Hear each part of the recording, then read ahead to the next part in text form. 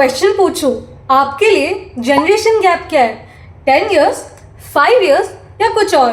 अब तक most of the people को लगता था कि जनरेशन गैप एक डेकेड का होता है, यानी 10 ईयर्स का होता है. But actually generation gap is difference of thoughts, opinions and outlooks from one generation to another.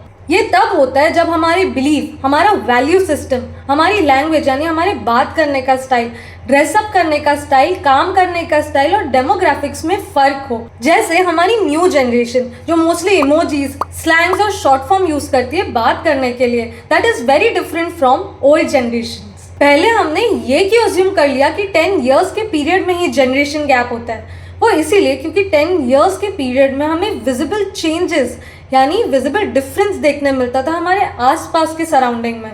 But अभी के टाइम पे 5 साल में ही काफ़ी सारे चेंजेस हो रहे हैं. बट इसका मतलब ये नहीं कि 5 ईयर्स में ही जनरेशन गैप हो जाता है. जनरेशन गैप केयरफुली सारे चेंजेस को स्टडी करके उस पीरियड को निकाला जाता है. और इंटरेस्टिंगली ये जनरेशन गैप की थियरी 1960 से स्टार्ट हुई, जब बच्चे अपने पेरेंट्स के ओपिनियंस को अपोज करने लग गए, उसके अगेंस्ट जाने लग गए. चाहे वो एंटरटेनमेंट हो, पॉलिटिक्स हो या वैल्यू सिस्टम हो, सब में यंग जनरेशन एक स्ट्रॉन्ग ओपिनियन रखने लग गई ओल्डर जनरेशन के अगेंस्ट.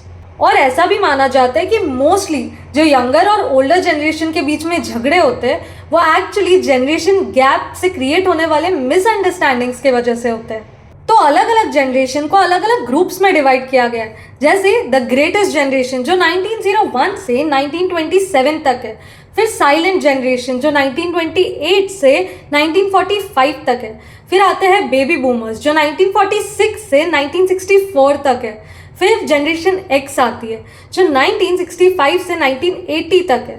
उसके बाद आती है जनरेशन वाई यानी मिलेनियल्स जो 1981 से 1996 तक है. उसके बाद आते हैं जनरेशन जेड जो 1997 से 2012 तक है. फिर जो हमारी लेटेस्ट जनरेशन है जनरेशन अल्फा जो 2013 से अभी तक चलती आ रही है, जो 2025 तक कंसिडर किया गया. और इंटरेस्टिंगली जनरेशन जेड यानी जेन जी को डिजिटल नेटिव्स कहा गया क्योंकि वो टेक्नोलॉजी के साथ बॉर्न हुए, टेक्नोलॉजी के अराउंड कंफर्टेबल है.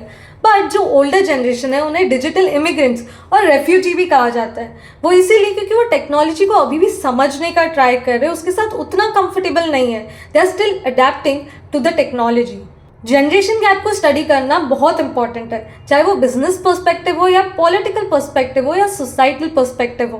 तो नेक्स्ट टाइम जब आप अपने पेरेंट्स या बच्चों से झगड़ा करें तो ये ज़रूर समझना कि ये जनरेशन गैप की वजह से, डिफरेंस ऑफ ओपिनियन की वजह से, तो एक दूसरे को समझने की कोशिश करना और झगड़ा को रिजॉल्व कर देना. Hope you found this video interesting, so share this video with everyone और मुझे कमेंट सेक्शन में बताना कि आप कौन से जनरेशन से बिलोंग करते हैं.